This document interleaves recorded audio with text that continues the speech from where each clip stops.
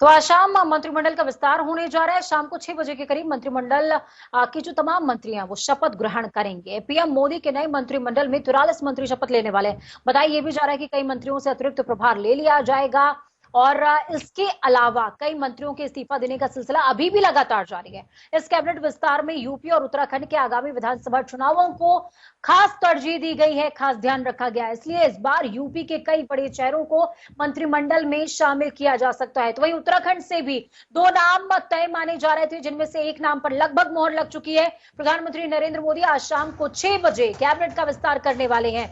कुल 43 मंत्री शपथ ले रहे हैं, 24 नाम फाइनल हो चुके हैं। इसके साथ ही कुछ मौजूदा मंत्रियों को हटाया जाना तय है। अब तक दर्जन भर मंत्री इस्तीफा दे चुके हैं।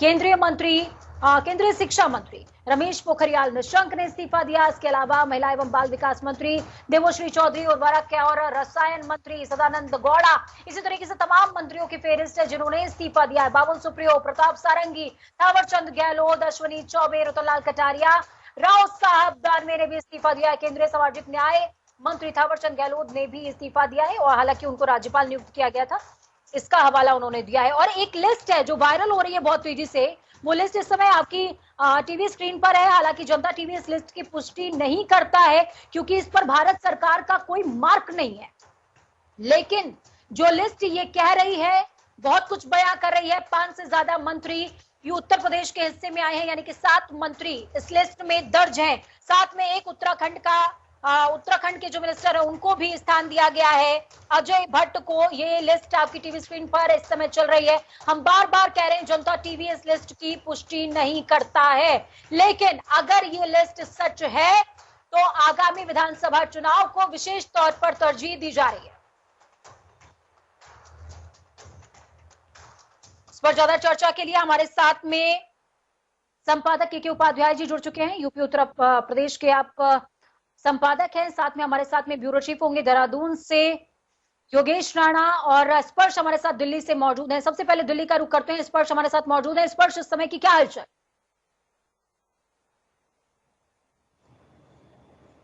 जो मंत्री हैं उनको फोन जा चुके हैं और संभावित लिस्ट भी जो है निकलकर सामने आ गई है।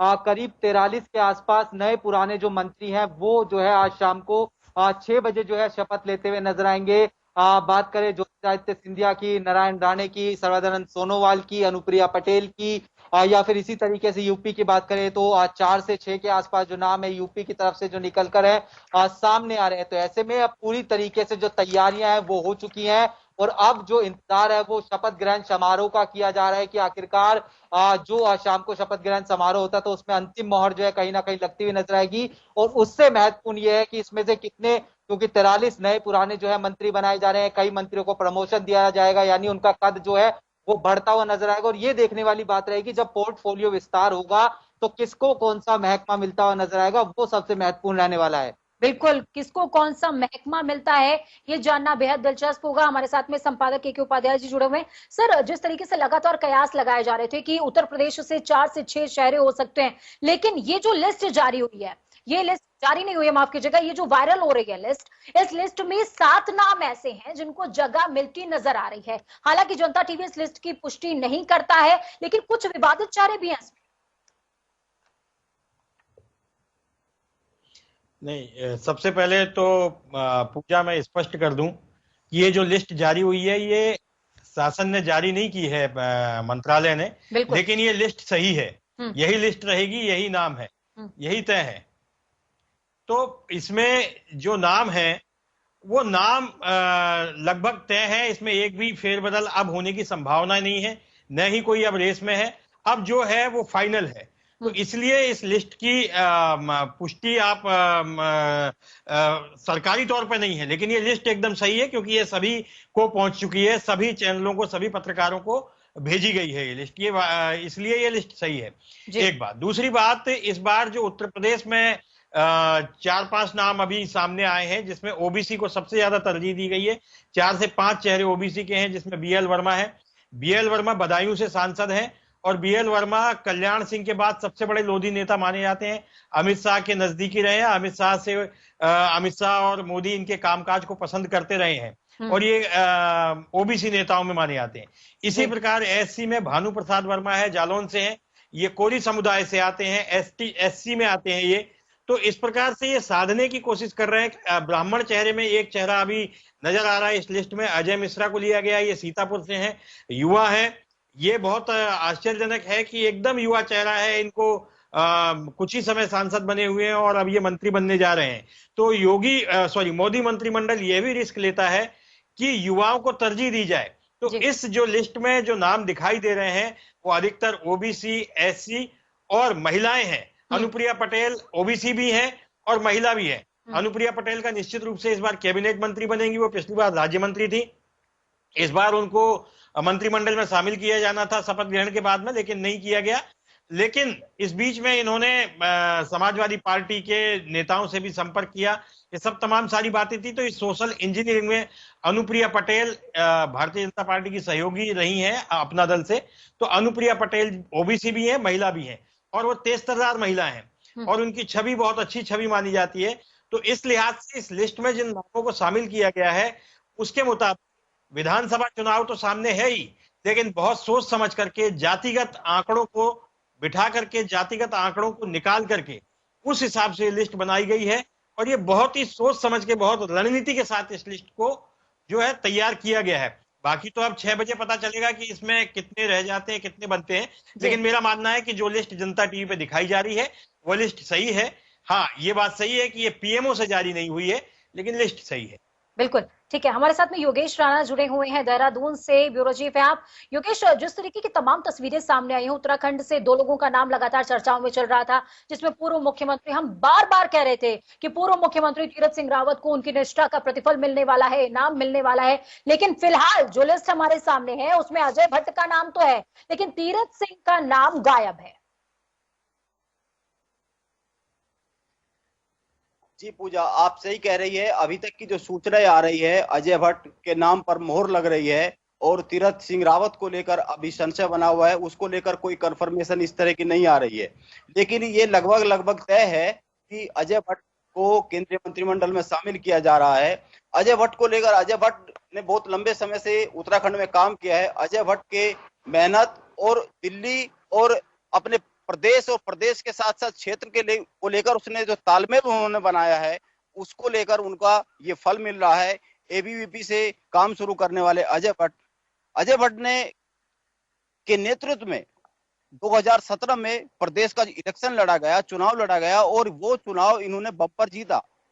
उसके पहले इस तरह का इतिहास प्रदेश में नहीं रचा गया। 57 सीटों के साथ ये बहुत पावरफुल पार्टी के तौर पर उभरे और सीएम बने, इनकी पार्टी से सीएम बने। यहाँ पर बीजेपी ने अजय भट्ट को ये उनके मेहनत का फल दिया है। अगर आप 2017 के चुनाव की बात करें तो खुद का विधायक का चुनाव अजय भट्ट हार गए थे, लेकिन उसके बाद 2019 में जो सांसद नैनीताल से चुने गए, उसमें एक बहुत बड़ी बात यह है, ये ध्यान में रखना चाहिए कि उन्होंने कांग्रेस के बहुत कद्दावर नेता। मैं आपसे ये भी समझना चाहूंगी कि अजय भट्ट का नाम सामने आया है, तीरथ सिंह रावत को डिनाई कर दिया है इस लिस्ट में, जैसा कि हमें नजर आ रहा है।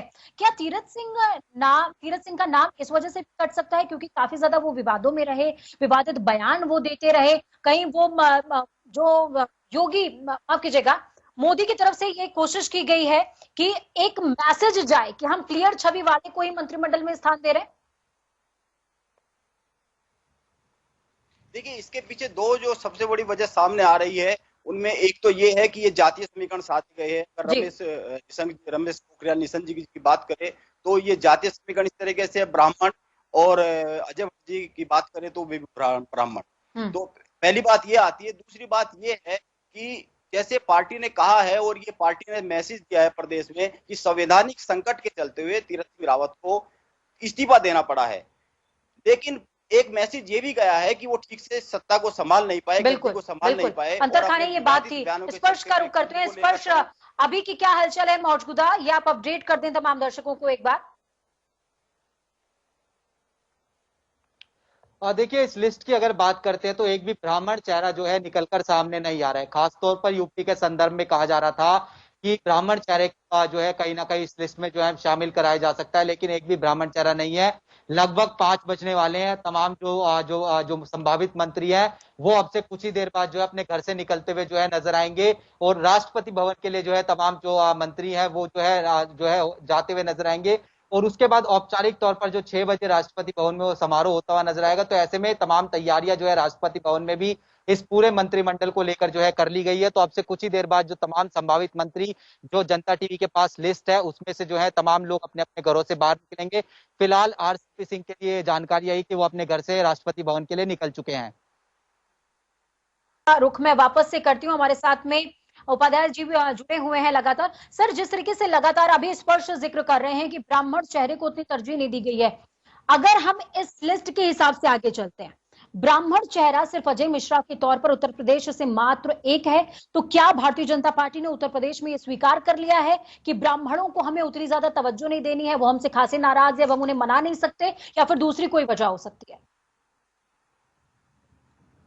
नहीं नहीं नहीं, ऐसा नहीं है कि ब्राह्मणों को तरजीह नहीं देनी है, ये तो संभव ही नहीं है। दरअसल इसमें सीतापुर से अजय मिश्रा को शामिल किया गया है और अजय मिश्रा युवा चेहरा है। दूसरी बात, इससे पहले ब्राह्मणों को तरजीह में जरूरी नहीं है कि मंत्रिमंडल में ही तरजीह दी जाए। जितिन प्रसाद को शामिल करके जो सबसे बड़े ब्राह्मण नेता उत्तर प्रदेश में ब्राह्मण परिवार से माने जाते हैं उनको भारतीय जनता पार्टी में शामिल करवा दिया गया, और अब ये माना जा रहा है कि उनको एमएलसी बना करके मंत्री बनाया जाएगा। तो कुछ चेहरे यहाँ पे भी होंगे। उत्तर प्रदेश में अगर मंत्रिमंडल का विस्तार होता है तो हो सकता है कि जितिन प्रसाद को मंत्री बनाया जाए। तो ये कहना कि ब्राह्मणों को नजरअंदाज कर दिया गया है, ये सही प्रतीत नहीं होता। लेकिन हाँ, कि जितनी संख्या होनी चाहिए थी उतनी संख्या इस लिस्ट में, अगर इस लिस्ट को हम सही मान लेते हैं तो इस लिस्ट में उतने ब्राह्मणों की संख्या नहीं है। जैसे कि पहले नाम चल रहा था हरीश द्विवेदी का, रीता बहुगुणा जोशी का, तो ये 2 नाम नहीं है। अगर ये 2 नाम होते हैं और अगर ये शपथ लेते हैं तो फिर ये मान लिया जाएगा कि ब्राह्मणों को भी पर्याप्त तरजीह मंत्रिमंडल में दी गई है। बिल्कुल, बहुत बहुत शुक्रिया आप तीनों का हमारे साथ जुड़ने के लिए। अहम जानकारी ग्राउंड जीरो